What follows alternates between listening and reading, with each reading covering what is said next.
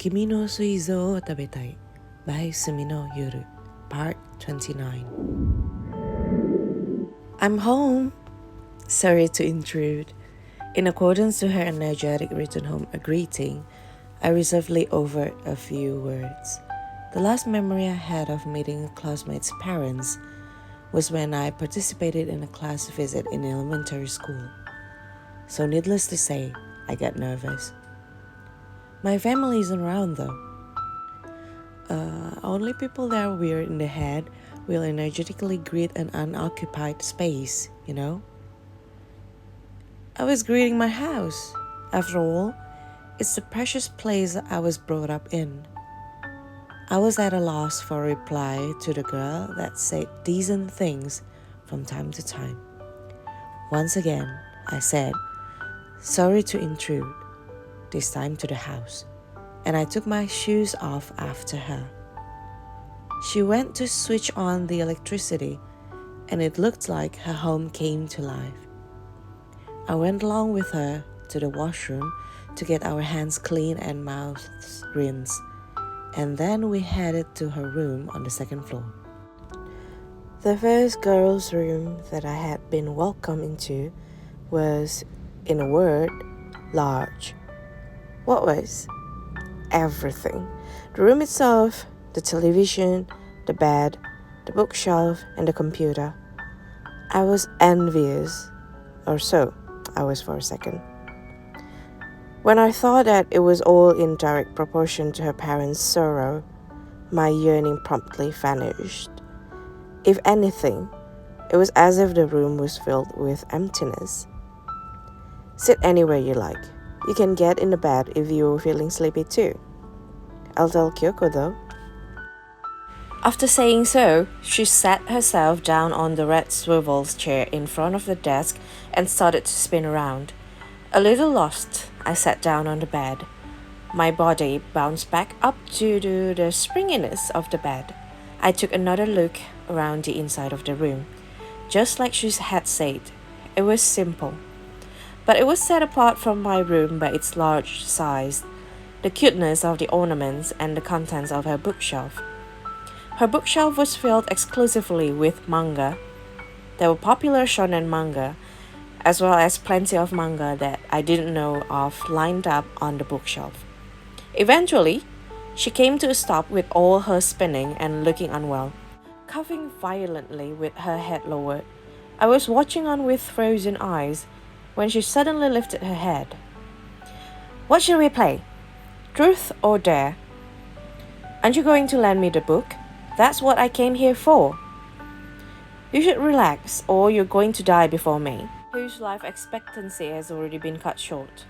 I frowned at the girl who had cast a curse on me, while she twisted her lips and made a weird face. It was like a game where whoever got annoyed would lose, though it looked like I lost right away.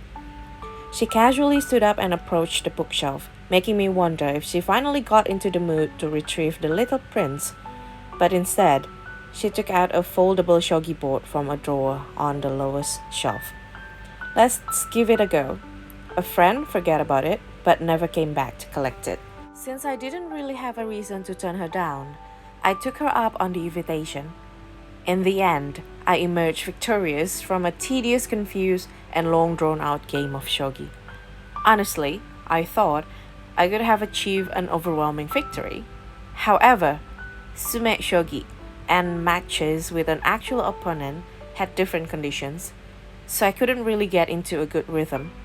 Just as I was about to put her in checkmate, she frustratedly flipped over the shogi board. Hey. While picking up the shogi pieces that had been scattered all over the bed, I looked outside and saw that the rain was still pouring fiercely.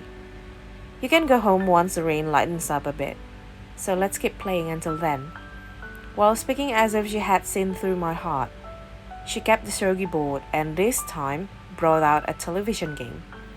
I did have experience playing television game, but it had been quite some time since I had last touched one. At first, we played a fighting game.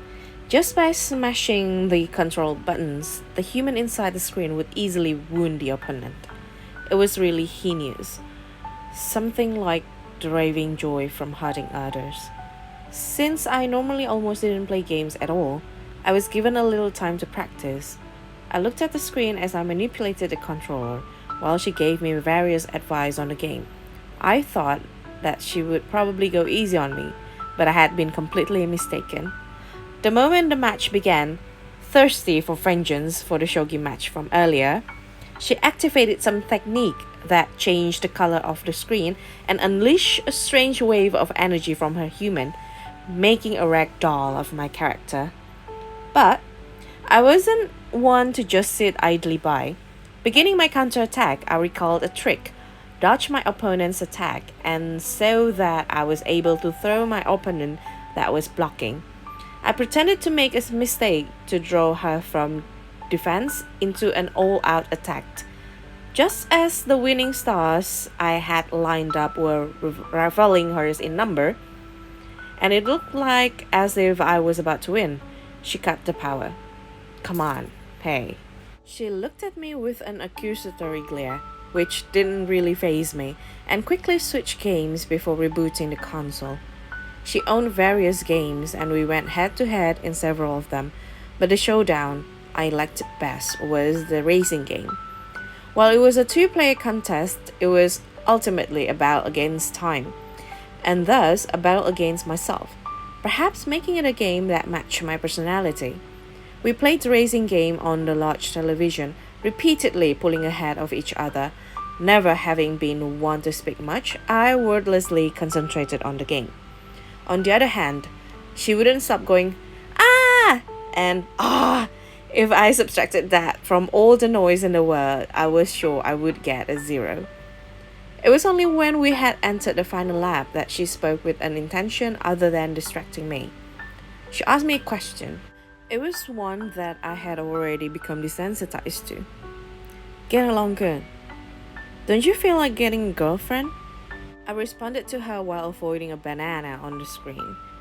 It's not about whether I want to get one or not, since I don't even have a friends. Then, girlfriend aside, you should make some friends. Maybe, if I feel like it. If you feel like it, huh? You know? Yeah? You don't feel like making me your girlfriend, right?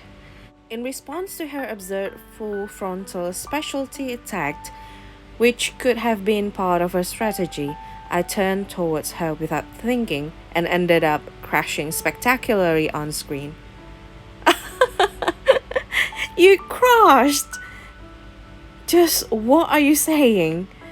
Ah, the girlfriend thing? I'm just making sure.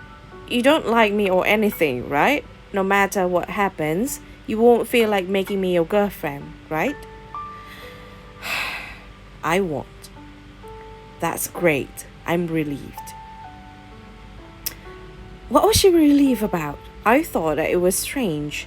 I tried figuring it out from the context. Perhaps unexpectedly, she suspected that I secretly wanted the relationship between us to become one of lovers. After all, I had shared accommodation with her and had now been invited into her room. Maybe she was afraid that I had misunderstood and fallen for her. It was an unwarranted, groundless charge. Uncharacteristically of me, I started to feel truly unpleasant.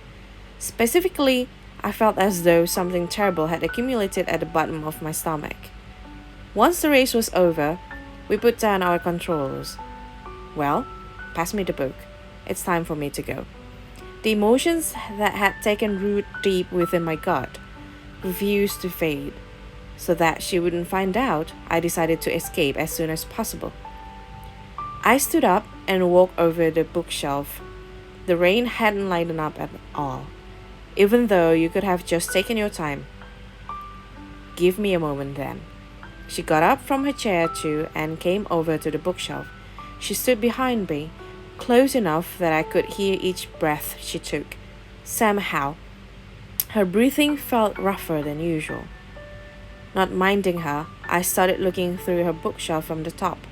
Perhaps she was looking for the book in a similar manner. I got a little irritated. She should just have left it in a designated spot from the beginning. After a short while, I heard her breath turns heavy. Her arms extended into a peripheral vision. I thought that she had somehow found it first. That wasn't it. I should have understood at this stage because I could see both her arms at the edges of my field of vision. Hi guys, thank you for watching this video. I hope you enjoyed it. And if you do enjoy it, don't forget to give me a thumbs up. And also, if you haven't subscribed to my channel yet, click that subscribe button and ring that bell so you'll be notified whenever I upload a new video. Well, see you guys in the next video. Bye bye.